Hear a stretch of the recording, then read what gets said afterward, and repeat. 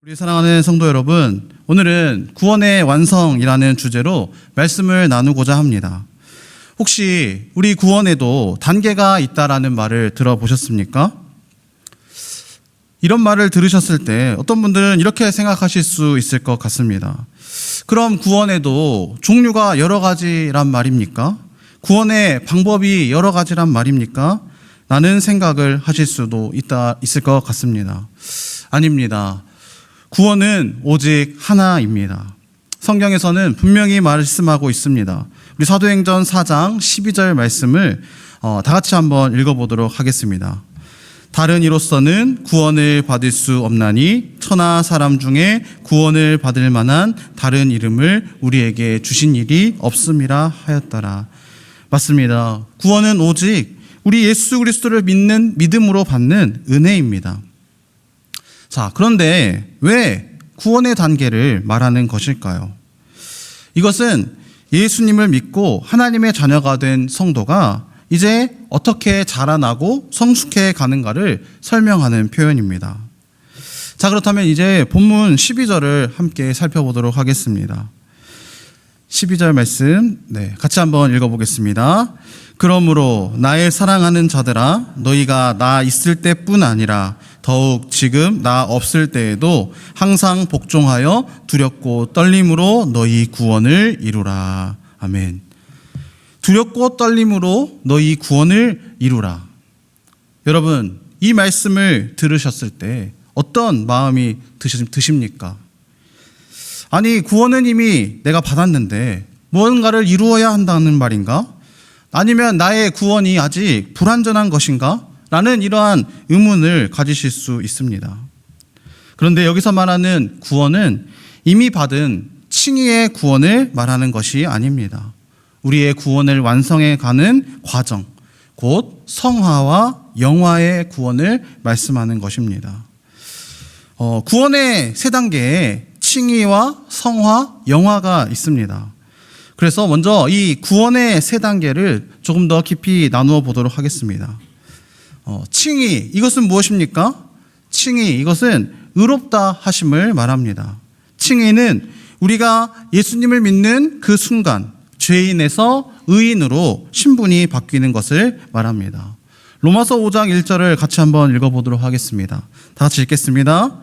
그러므로 우리가 믿음으로 의롭다 하심을 받았으니 우리 주 예수 그리스도로 말미암아 하나님과 화평을 누리자. 아멘. 우리는 죄 때문에 하나님의 진노 아래에 있던 존재였습니다. 그리고 그 죄의 삭은 사망이었습니다. 그런데 우리 예수님께서 십자가의 죽으심으로 말미암아서 우리는 더 이상 죄인이 아니라 이제 의인이라 칭함을 받게 되었습니다. 이것은 인간의 공로가 전혀 아니라 100% 하나님의 은혜입니다. 예를 들어 보겠습니다. 어떤 죄수가 있었습니다. 그 죄수는 이제 사형을 선고받고 그 형이 집행되기만을 기다리고 있었습니다. 그런데 갑자기 판사가 당신의 죄값은 이미 누군가가 대신 치렀으니 당신은 이제 자유입니다 라고 선언합니다. 그렇게 되었을 때 그 순간 그 죄수는 이제 자유인이 되는 것입니다.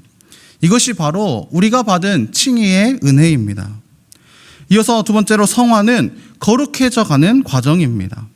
그러나 구원은 이 거룩해 가는 그 과정에서 끝나는 것이 아닙니다.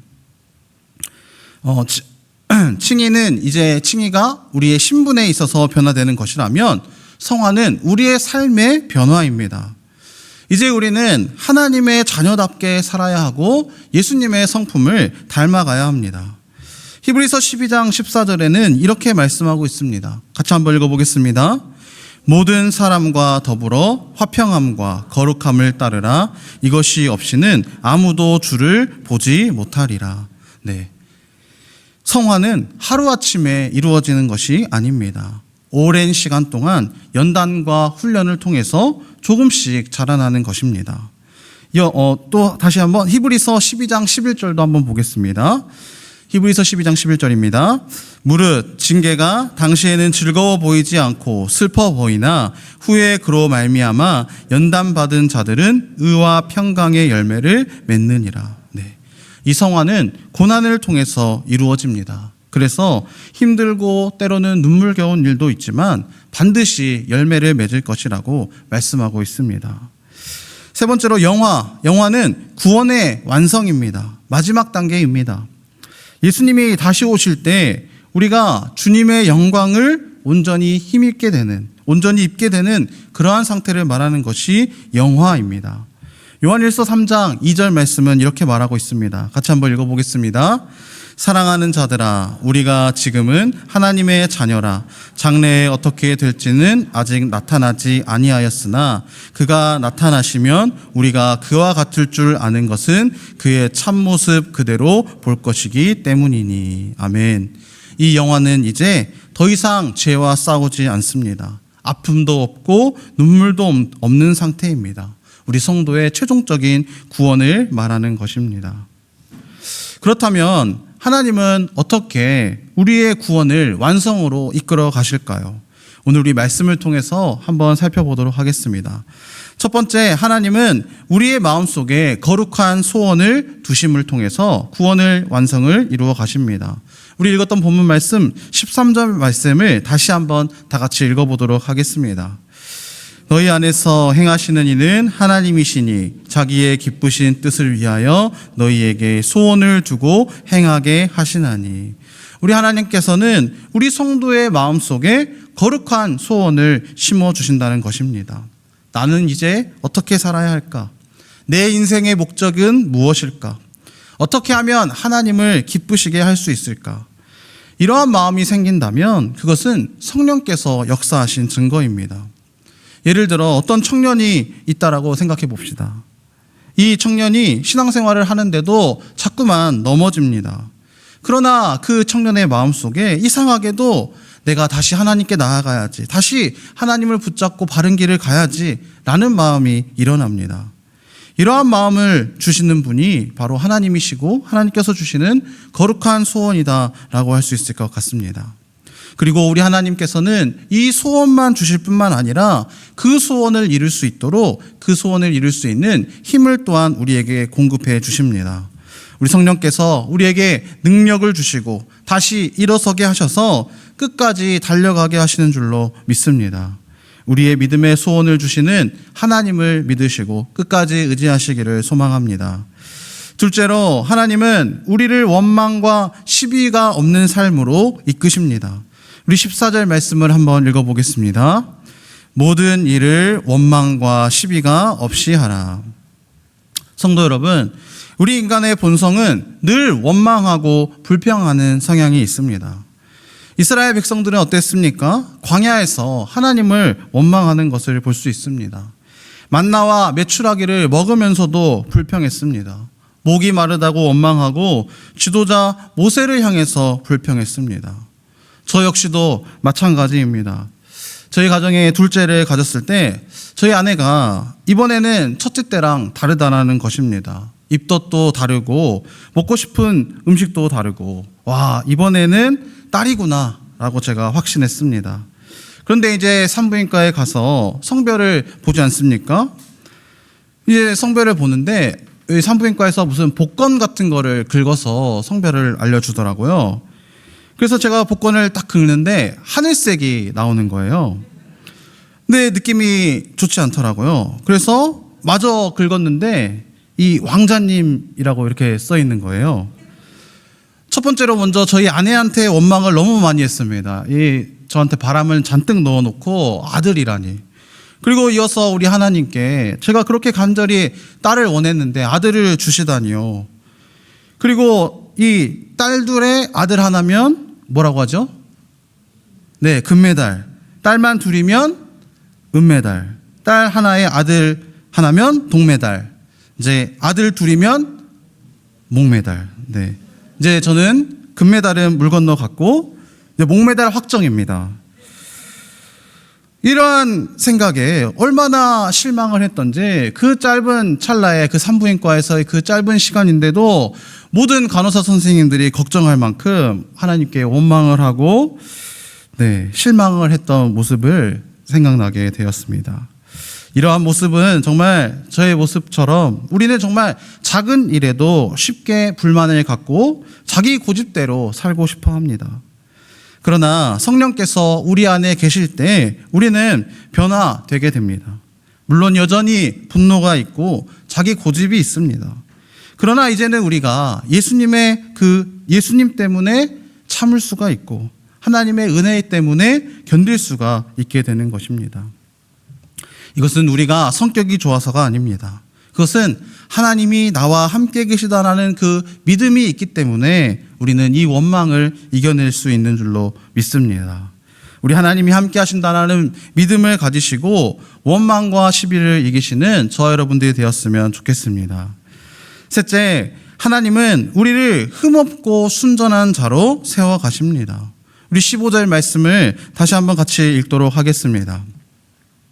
이는 너희가 흠이 없고 순전하여 어그러지고 거스러지는 세대 가운데서 하나님의 흠없는 자녀로 세상에서 그들 가운데 빛들로 나타내며. 아멘. 우리 세상은 점점 더 악해지고 있습니다. 이어서 마태복음 12장 39절과 누가복음 11장 29절을 우리 이어서 한번 읽어보도록 하겠습니다. 예수께서 대답하여 이르시되 악하고 음란한 세대가 표적을 구하나 선지자 요나의 표적밖에는 보일 표적이 없느니라. 무리가 모였을 때에 예수께서 말씀하시되 이 세대는 악한 세대라. 표적을 구하되 요나의 표적밖에는 보일 표적이 없나니. 아멘. 우리 예수님께서 이미 2000년 전에 이 세대가 악하고 음란하다라고 말씀하셨습니다. 그렇다면 지금은 얼마나 더 악하겠습니까? 어쩌면 우리 시대는 악을 너무나도 당연하게 생각하며 살아가고 있는 것 같습니다. 그러나 우리 하나님께서는 우리를 세상 속에서 빛과 소금으로 부르셨습니다. 우리는 손해를 보더라도 때로는 조롱을 당하더라도 하나님 때문에 구별된 삶을 살아야 합니다. 우리 이어서 16절 말씀도 한번 보겠습니다. 16절 말씀 다 같이 읽겠습니다. 생명의 말씀을 밝혀 나의 다름질이 헛되지 아니하고 수고도 헛되지 아니하므로 그리스도의 날에 내가 자랑할 것이 있게 하려 함이라. 이 바울은 생명의 말씀을 밝혀 다름질이 헛되지 않게 하라라고 말합니다. 다름질과 수고가 헛되지 아니한다. 이것은 사도 바울과 빌립보 교인들의 이 구원의 완성을 향해서 걸어가는 그 길이 실패하거나 무너지지 아니하기를 간절히 바란다라는 말씀입니다. 우리의 구원의 여정은 결코 헛되지 않습니다. 하나님이 우리의 반드시 기억하시고 상급으로 갚아주실 것입니다. 우리 하나님께서 주실 그 상급을 바라보면서 끝까지 인내로 구원을 이루어 가시기를 소망합니다. 이어서 바울은 이 빌립보 교인들을 위해서 자신의 생명까지도 기꺼이 제물로 드릴 수 있다라고 고백합니다. 우리 17절 말씀을 한번 같이 읽어보도록 하겠습니다. 다 같이 읽겠습니다. 시작. 만일 너희 믿음의 제물과 섬김 위에 내가 나를 전제로 드릴지라도 나는 기뻐하고 너희 무리와 함께 기뻐하리니. 아멘.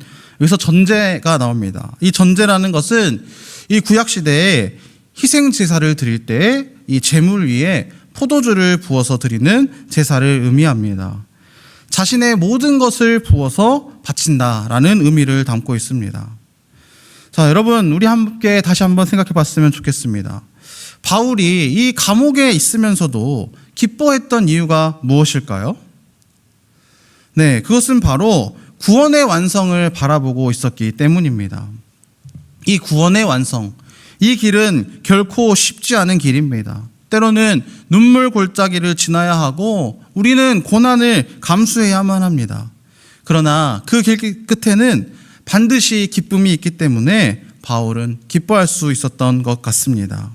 우리 18절 말씀에는 이렇게 말하고 있습니다. 우리 18절 말씀 다 같이 함께 읽어보도록 하겠습니다. 이와 같이 너희도 기뻐하고 나와 함께 기뻐하라. 네. 바울은 이 구원의 완성을 위해 너희도 기뻐하고 나도 함께 기뻐하겠다라고 말하고 있습니다. 빌립보서를 가리켜서 기쁨의 서신이라고 부릅니다.